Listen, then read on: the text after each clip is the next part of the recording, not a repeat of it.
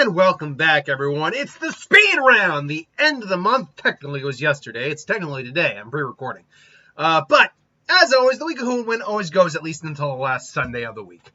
Or last Sunday of the month, or at least encompasses the full week. Sometimes it goes over, sometimes it's a little short. Regardless, the speed round. 6 suggestions and the people who give them. So, from Ichigo Kurosaki, we have the Gotei 13 from Bleach, the 13 Court Guard Squad, versus the Z Fighters from Dragon Ball Z. This would actually all depend on when you catch the Z Fighters. If we're talking about, like, say, Saiyan Saga, and even Dynamic Saga, I would go to the 13 Court Guard Squad, because we have individuals like Yamamoto, Kenpachi, if we're maxing out the Gotei, mind you, Yamamoto, Kenpachi, hell, even someone like Shinji, whose Sakanade literally inverts your senses, would wreak havoc on the Z Fighters because they're all trained fighters and their reflexes are basically pre-programmed into them. It takes someone with a really good analytical sense to just heightened instinct to the point where you're going to react properly to the incoming threat. Otherwise, they're going to be completely messed up against someone like Shinji. And then Yamamoto can literally burn down an entire dimension, which it's roughly speaking the same size as our universe, give or take. Again, it's never truly confirmed, but you can put the pieces together for the scaling. But I say all that. And we should also know the 13 Court Guard Squad is much bigger than the Z Fighters. Mind you, I do have the turn in a power image here. And I guess you could qualify 18 and 17 for the Z Fighters as well. But even if you did and include also Chaozu, Yamcha, that's only like 12 to 13. You also got to count all the lieutenants and all the massive amount of Soul Reapers that encompass the 13 Court Guard Squad. Even so, even if I was to include all the heaviest hitters of the Z Fighters, of the Gotei 13, where Yamamoto can arguably clap a dimension, Kenpachi can cut through space. Aizen, if we were to use Aizen, is arguably as strong as Yamamoto. Maybe not as strong, but close to him before he got the Hogyoku. You have individuals with unique abilities. Just one of the big four on this team, be it Goku, Vegeta, Gohan, or Piccolo, doesn't just clap a universe. They clap universes way beyond the scale of the Bleach universe itself. And that's just one single universe. We know for a fact that Goku, Vegeta, Piccolo, and Gohan are all on the multiversal tiers. So, unfortunately, even though some of the characters in Bleach are multiversal in strength, they're very far and few between. And even then, they're characters that aren't part of the Gotei 13. So, if we're going past, I want to say, that's a good question. Where do I think the cutoff limit for the Gotei 13, for the Z Fighters is before that? I mean, because once you get to the Buu Saga, you're not talking about people who are shaking the planet just by powering up. Individuals who are just destroying solar systems. I'd say the weakest version of the Z Fighters that could win would probably be maybe the Buu arc. But it would really, once you get into God Key and things along those lines, that you now just have individuals who are completely on another tier above Bleach. While I love Bleach, and by shonen standards, I think it's a relatively high scaling verse, the Dragon Ball universe scales way above it. Like, way above it. It's not that much of a contest. So, yeah, I would say that would be my answer there. Moving on, coming to us from... I disappeared. Where'd I go? Let's find out. I'm right there. Coming to us from... If I get rid of the image I got here real quick. Cool. From Ghost the Reaper 989 and the Great Gildo. Godzilla vs. SCP-682, the unkillable reptile. Or the hard-to-kill reptile. I think is it unkillable or hard to kill? I actually never remember. But regardless, it's very apt. Now, as we all know, the unkillable / hard to kill reptile is a reptilian being who, A, consumes matter and grows in size. But B, while capable of being injured and usually kept in Nevada acid, which is like the one thing it doesn't really adapt to, it's adapted to the point where it can't kill it, but for some reason it's able to keep it from regenerating. And I think that's what it is. It's not that it's adapted it's not that it can't be, sorry, it's not that it's hasn't adapted past the acid. It's just that once it's been injured and has to regenerate, I believe they constantly keep it in the acid to keep it from regenerating. And I believe that's the lore. Correct me on that if I'm wrong. But it consumes matter to grow stronger, and it also adapts to anything that can kill it, or anything that tries to kill it. This thing has lost literally 80% of its body before and come back from the dead. Basically come back. It has adapted to explosions, fires, acid, psychic attacks. The SCP, that's the friendly one that is this little goopy thing that actually kind of made it happy, and then he went on a rampage. He eventually did kind of adapt to that. They've literally thrown other SCPs at it, and it literally survived. The one where the book, I can't remember the actual one. The one where it's a book where if you write the title, it can suck someone into the book and cause that effect to happen. They literally wrote the thing that killed SCP-682, sucked him in. Later on, it came out broken, beaten, bruised. The book just rewrote itself. The thing that tried and failed to kill SCP-682. And then there's the other one again. It's like a chair, and if you sit in there, you're like in a council of like ethereal beings, and basically you can make barters. But you have to give compensation for whatever you're wishing for. If you're wishing for $1 million, you have to give something of equal value to by that stance. They tried to say, what would it take to permanently kill SCP-682 with no repercussions to our reality whatsoever, and no lives spared? And they paused, but you don't have enough collateral for that, which tells us two things. One, it's seriously difficult to kill this thing. But two, it's not impossible to kill this thing, which is a really big thing when it comes to verses. That particular story, I think, is very key for letting us know that this thing can, in fact, be killed. It's just next to impossible by our metric and the abilities we have. So with that said, is Godzilla up for the task? Well, if I were to theoretically composite every Godzilla, and that would probably be the most effective way to go about it, because individually, let me get it out of the way right now. Individually, I don't think any one Godzilla could do it. They'd be kicking that shit around with a 682 for a while.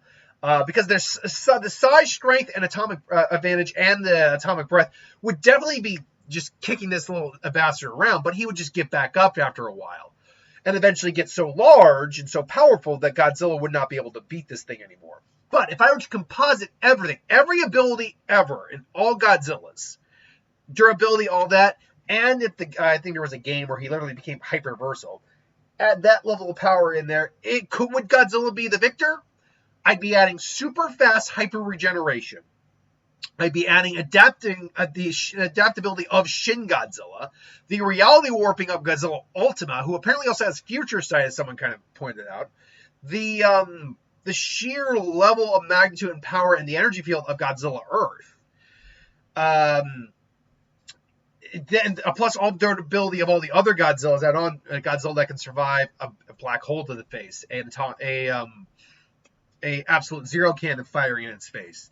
Godzilla's that was even able to survive going toe-to-toe with the oxygen destroyer, at least in the form of Destroya to some degree. So if we composite all of that into one Godzilla, is that enough to bring this thing down? This is the one that's probably going to take the longest for me to decide on, but I would say it's the most likely scenario. For example, would Godzilla be able to just literally incinerate SCP-682? Well, because I believe he survived nukes before, I don't think so. But because he can adapt and even warp reality, courtesy of Godzilla Ultima's abilities, and if we're scaling up to the games, which I believe in one game, as one fan of mine kept saying, he did go hyperversal, I would go towards Godzilla.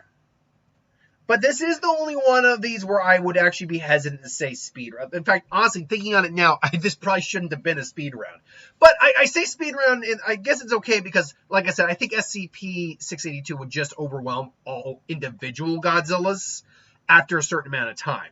Like, he'd just keep coming back. But if you composite them all into one beast, and again, assuming strongest, hold on. Is Godzilla hyperversal? Hold on, because there's a game allegedly where he became hyperversal. Hold on. Hyperversal Godzilla. Hyperversal. Godzilla. Okay, Hyper Universal Godzilla. Is there a game? Okay. Godzilla Ultima's power scaling in a nutshell. Apparently, according to various statements and shown, it could very well be a universal range, if not multiversal, since the archetype is 13-dimensional. Let's see. Who is Hyper Godzilla? A powered up form of the fan. That's a fan film. Scariest Godzilla. That's a movie. Yeah, so everyone keeps going with Ultima being kind of the strongest version of Godzilla there is. Okay, Godzilla, Monster vs. Godzilla is multi-continental. Godzilla Earth can reach solar system levels. Monster Strike and Dragon Quest Godzilla are impressively multiversal to potentially high multiversal and low multiversal respectively.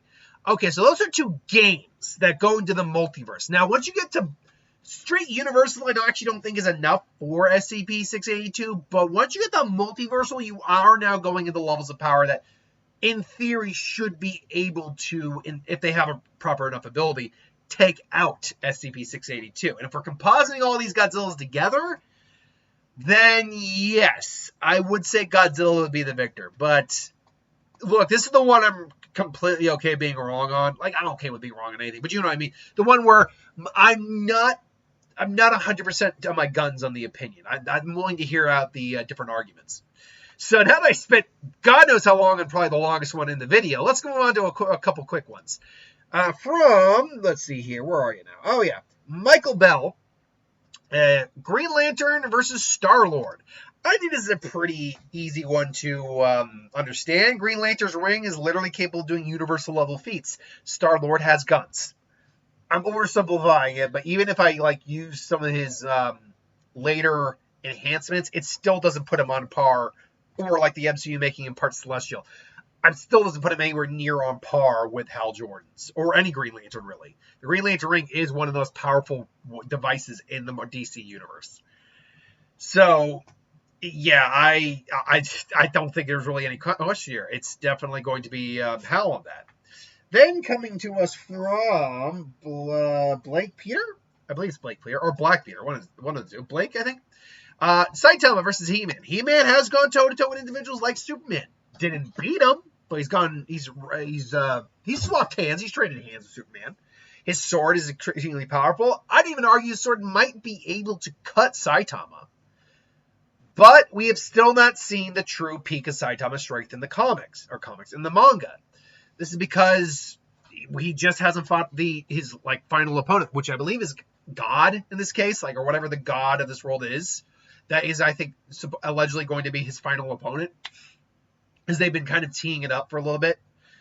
The most impressive feats we have, obviously, are the Cosmic Garo fight, where him and Garo literally wiped out a giant chunk of stars from galaxies away, or at least not galaxies, but they wiped out entire star systems, which puts Saitama at least multi-solar system, high multi-solar system to low galactic at that point. Mind you, and people always use that. I don't hear a lot of people bring it up that that wasn't all Saitama's power. Part of that was Cosmic Garo as well. Now, we have to assume that the majority of it was Saitama, but if we're being nice to Garo, at least 40% of it was his. Still. Or at most 40%. I think that's a better way to put it. And obviously he can survive in space. He-Man does not have strength feats like that. None whatsoever. And so even though he's durable enough, strong enough to take a couple punches from Saitama, even when he's taking it seriously, he's not beating him in this contest of strength. And therefore not in a real fight. So Saitama takes that fight. Next up we have from Benoir, I think it was. I probably butchered your name a little bit. Light Yagami versus Vader. In a straight fight, obviously, Vader wins. The question, obviously, is, can Light Yagami use the Death Note on Vader? And because Vader... Well, here's the thing. Vader is he changed his name to Vader, but he's still Anakin. And Anakin, we know, is, in fact, still in Vader. Which means him thinking he knows he'd have to know who Darth Vader was. And I don't see him really doing that very well. So, I mean, it will all depend if he's in the world of Star Wars, knows the history, all that. He could probably do a Grand Admiral Thrawn and piece it together. But if he's just confronting him, it's like, Vader, I'm sorry, but I can't have you ruining my plans to be the god of this new galaxy. Goodbye, Vader. And Vader just, Worse yet, he pulls out the death note. Vader just, yes, it just crushes him. And Ryu's like, oh shit. That's the problem. Like, Vader has the Force, so you can just yoink the book right out of his hands. So yeah, Vader would make mincemeat of light. Even hypothetically, if he had the Shinigami eyes, he'd still have to be able, I think, actually see Vader and know his. Now, if I remember correctly, the Shinigami eyes. Hold on, the Shinigami eyes. Does that let you see Shinigami eyes? Let's see, eyes, Death Note. Let's see here now. Dude, there we go. So I just need to, because if the Shinigami, all right. So obtaining the Shinigami eyes. The ideal making Shinigami eyes most common way for humans to obtain Shinigami eyes. The human Death Note can make the trade with the Shinigami. The ideal is first mentioned with Ryu, can offer the light. The trade so that he can get the name of the man following him. Light refuses, so he is unwilling to give up half his lifespan for 7 dead eyes. Okay. Ability to see the names and lifespans of other humans. All right. So if he does have the Shinigami eyes, which apparently he does not, Light never does get these. So I didn't make that mistake in my Light Colombo prediction that he never did get them. I'm pretty sure he never did get them. I'm looking about everyone here who had them. Yeah, no, he never got them. So it wouldn't matter because he never took them. But if he had them, then yes, actually, he'd be able to kill Vader relatively quick. But he never got them. So, yeah, that's a problem. Regardless, last but not least, we have from, and where are my other videos here? Or where's my, there, oh, that one. From, where are you on my list here? Oh, King Shadow asked the question, Genkai or the third Hokage? Who would win? Now, if we're talking about who's the better teacher, ooh, that's tough. Genkai did a good job training Yusuke. But the third trained 3 of the strongest ninja in the village's history and of all time, kind of. So it's a little difficult to say who is the better teacher there. Genkai certainly is the stricter teacher.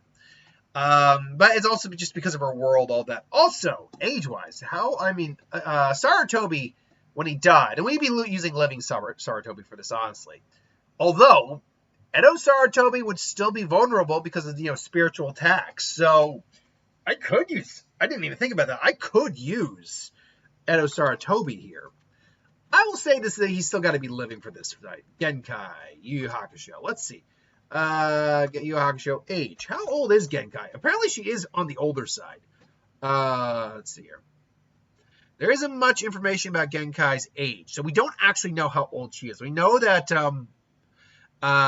she said she was in her 20-somethings when she participated in the, oh God, why am I blanking on it? Demon World Tournament, there we go. So most people say her true age is likely 70 plus. She was around 20 plus when she inherited the Ryoko Hidoken. So yeah, she's roughly around the same age as Sarutobi, which means they both have lived around the same time. However, if we're talking about just straight experience in combat, Sarutobi's got her beat in spades. Yes, she's a martial artist. Yes, she's fought in tournaments. And yes, she's fought demons. But Sarutobi has literally lived through, I believe, 2 wars. So, yeah, the man's been led his village for a good long while. So, he's got the experience advantage. He's also got the just versatility advantage. Genkai, for all of her abilities, martial arts, spiritual abilities, all that, is actually very limited in what she does. She can produce spiritual energy waves. She's got the spirit wave technique. She can do various couple different things, but literally he's called the professor of ninja. Like, he's literally got God knows how many jutsu under his belt. He's a master of all 5 elements and yin and yang release. We see just some of the stuff he's capable of as a Orochimaru fight and as an Eno Tensei. Plus, he's got Monkey King Enma, who turns into adamantine, which is nigh indestructible. He's also capable of using the Rapier Death Seal. I'll be honest, the only thing Genkai probably has over him is she's probably just better overall hand-to-hand combatant because she is a straight martial artist. There's again, it's the Goku versus it's the Goku versus Vegeta debate. Goku is just inherently a better fighter than Vegeta because Goku is trained as a martial artist / duelist. He's trained to specifically fight one-on-one. And with his and like master more and more techniques. Vegeta is not a bad fighter in the least. Not at all. But he's a soldier. He has a base combat style. He has certainly learned more styles down the road. But he was more trained to conquer and then like spar and duel. This leads us to Sarutobi, who, as a ninja, he's certainly skilled at hand-to-hand combat. No one's arguing that.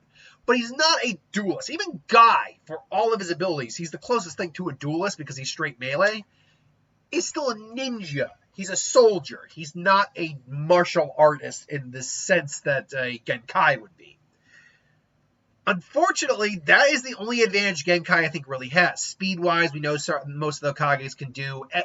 We know most ninja at this point and most of the Kages they weren't light speed relative per se, except maybe Hashirama, and definitely Tobirama and Minato with Flying Raijin. And Minato, we know, was the fastest ninja alive.